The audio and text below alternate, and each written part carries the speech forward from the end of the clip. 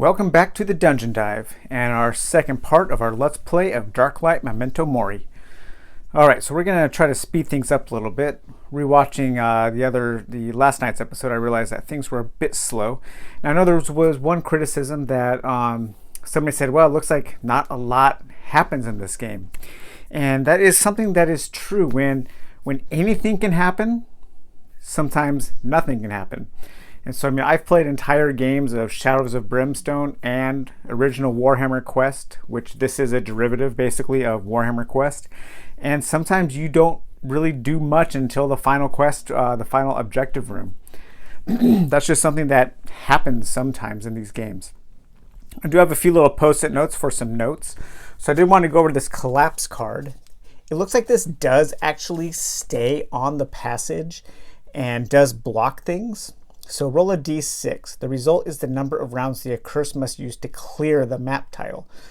So it's a little vague. I think there should be a sentence in between these two paragraphs saying that the rocks have blocked the passage. And then you can clear them. So if you have accursed separated, they can work together to clear out that space. Now, I don't think there's any reason for us to ever go back through here. But let's roll a die anyways, and we'll put it on the card, and if we have to clear it out for some reason, this is how many rounds it's going to take us. All right, 3 rounds. So we're going to put that there. I did want to put this here to remember that we did place the treasure chest that we missed. And then I did also draw an environment card. Now this comes with one of the expansions, and this is a very important part of the game, something that I think should be in the base game. Anytime you draw one of these rooms, a 4x4 room, you draw one of these environment cards to add a little bit of, excuse me, I got something in my throat. You add a little bit of, I don't know, just something can happen. It's more random events and things to happen. And so here we are. That brings us to where we are today. We are back with our exorcist, and he has just discovered a spike trap. So I guess let's see if he survives, right? All right, so a spike trap. So we hear the clanking as a panel opens up in the wall.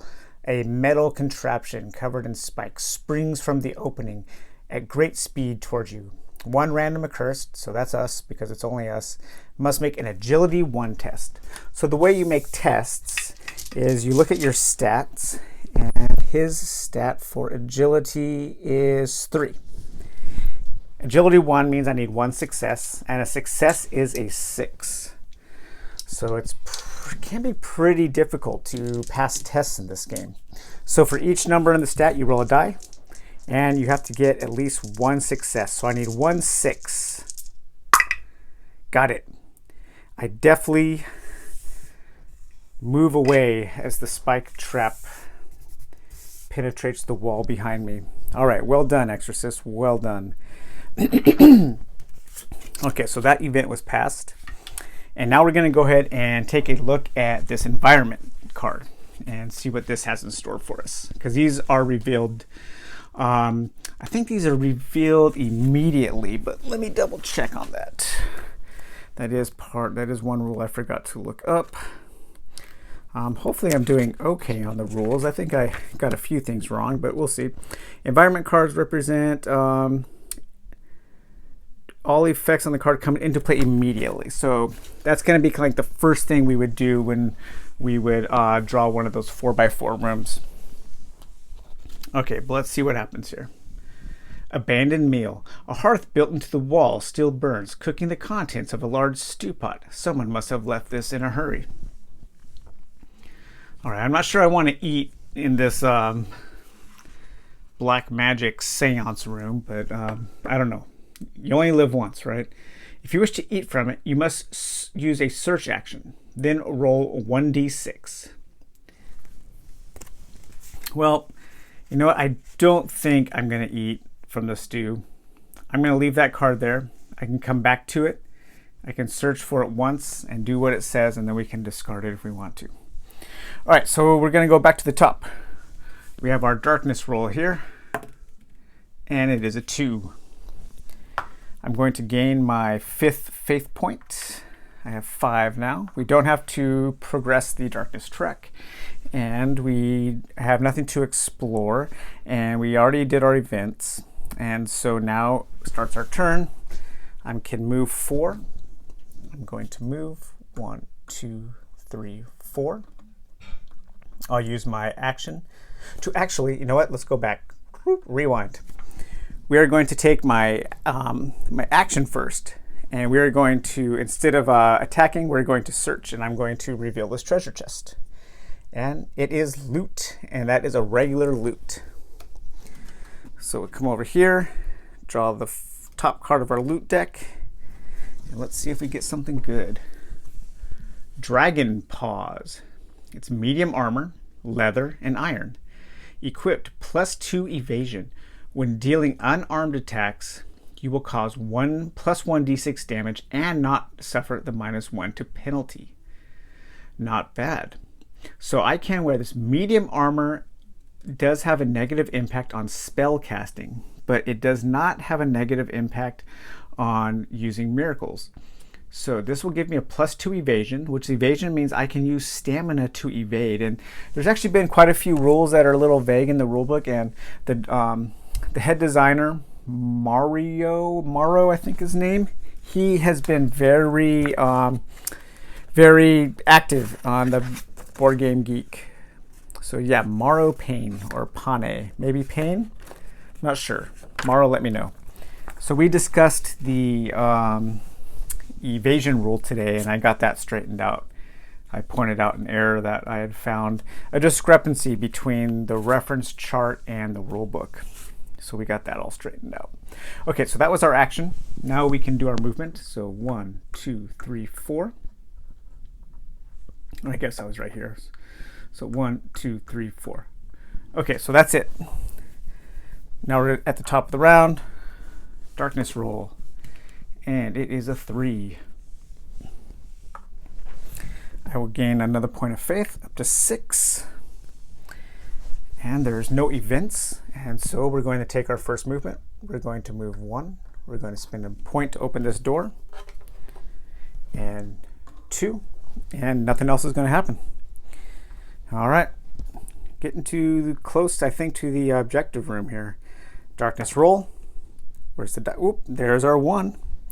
All right, so we do move the darkness track 1, but it is to an empty space. The next 2 times it moves, it is going to be a red space, 2 red spaces. So things could be ramping up. Okay. I will gain. Man, excuse me. I don't know what is going on with my throat right now. All right.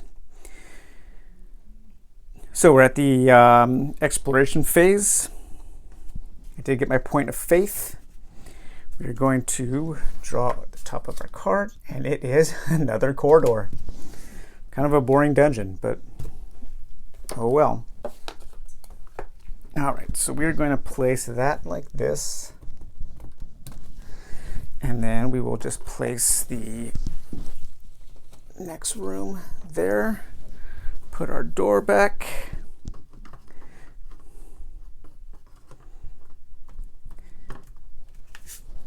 And we need to advance the darkness track for exploration, and we go into the red. So now let's see what happens. So on a 1, 2, or 3, we have an encounter. On a 4, 5, or 6, we have an event. 3, an encounter, our first encounter. All right. So this, these encounters that happen off of the exploration phase, I believe that they are ambushes, but let me double check that. I will be right back. Yes, okay. So if you spawn an encounter based off of a darkness will movement when you explore, then the enemies are placed as prepared and they're not ambushed. So we have just moved in onto them. So we're going to take our encounter deck. I'll give that a quick shuffle there, make sure it's all fair and even. And we'll draw the top card there, and we look at the first player, and it is, or the encounter for 1 hero. one accursed, and that is 1d3 deviants. And when we beat them, we get our reward of a regular loot. All right, 1d3 deviants. Let's see how many deviants we have here. The ultimate amount. So that'll be 3 deviants. Now I did get my Plano boxes today for my chits and for my minis. So I don't know if you guys know this, but the board game industry is actually just a front for the Plano and storage box industry. Okay, so these are placed as prepared, so they come as far away from the entrance as you can get them. And these are melee guys, so let me find their enemy sheet here. The deviants, something kind of straight out of Hellraiser, really.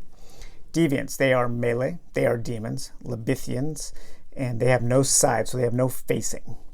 A 4 movement, an initiative of 6, so they will actually activate before me. And then there's their stats for level 1.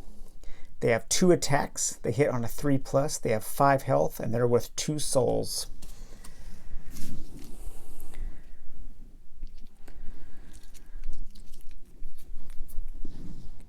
Okay, so monsters get spawned as prepared in kind of a checkerboard pattern. So we'll put 1 there, 1 there, and 1 there, just like that. Okay, so now we are in combat. So now we can, we're at the event phase. There are no events.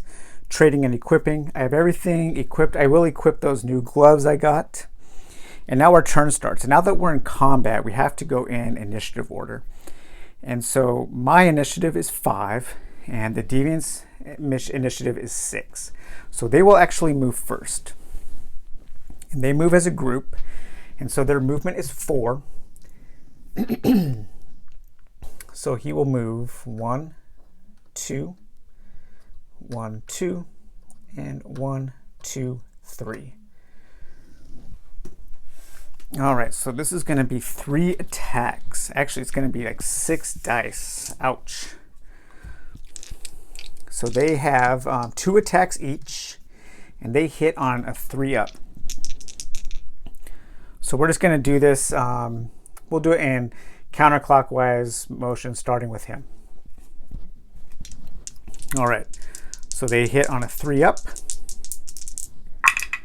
There is a critical hit and a miss. So the critical hits, you don't roll for damage. They just do they do the most damage they can. And critical hits will make a character prone, which means I will be knocked down and take possibly 6 points of damage.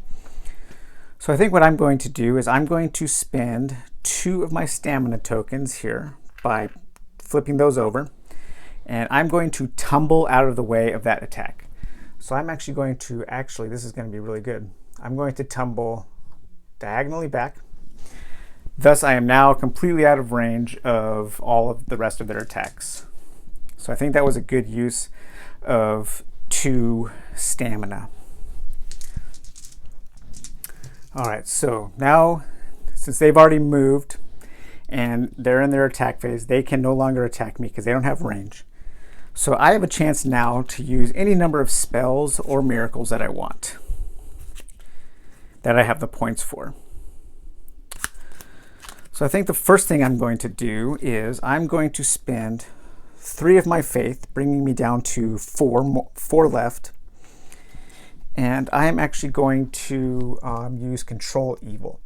Choose 1 demon in line of sight and have them make them immediately deal 1 ranged or melee attack against a character in range. All right, so I'm going to have this guy attack this guy. So he has 2 attacks. Roll both of these. 2 dice. I think maybe you should probably do each attack 1 at a time, not 2 dice, because that would give you an opportunity or a chance to waste stamina. So yeah, so we're going to do 1 at a time. So but it doesn't really matter because these guys can't tumble away. So he's going to do 2 attacks. All right, and a 5 and a 4, so they both hit.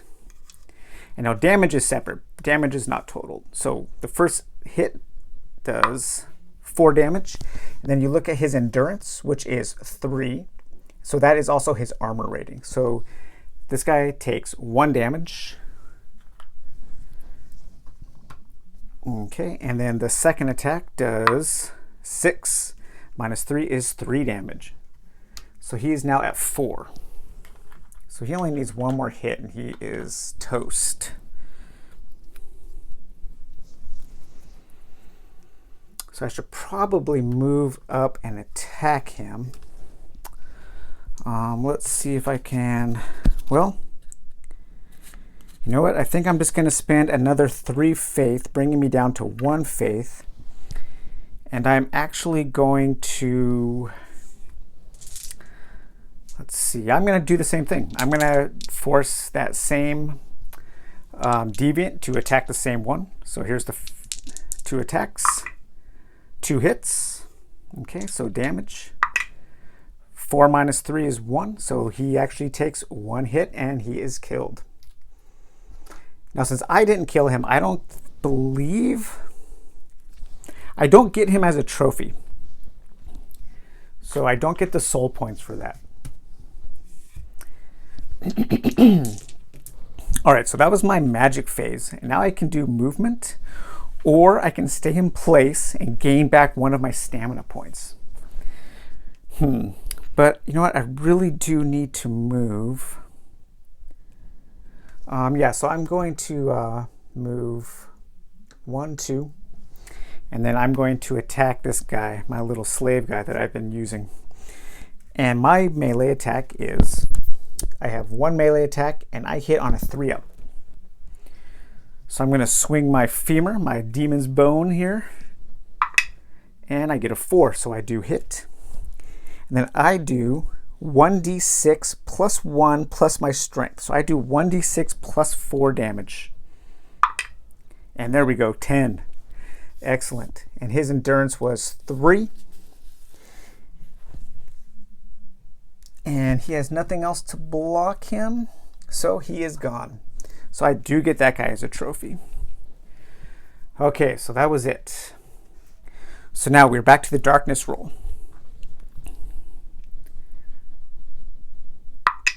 And a 1. Uh-oh, see?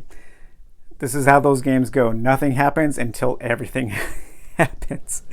All right, so now we do progress the darkness wheel, and we are at another red spot. So a 1, 2, or a 3, we have another encounter. 4, 5, or 6, an event. A 3, another encounter. All right, so this could actually get pretty dicey here. I'm going to draw the top card of the encounter deck, and 1d3 Devours, a reward, a regular loot. All right, let's see how many Devours we have. So 2 Devours. Let me see, I haven't actually fought the Devours yet, so let's see what they look like. Ooh, okay. Not fun. So that was 2 of these guys.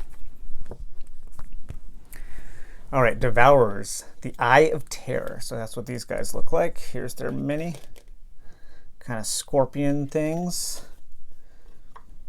Eye of Terror, magic attack. The Devourer rolls a number of d6 equal to their mind value. For every 5 or 6 scored, the victim must pass a Mind 2 test or gain 1 insanity.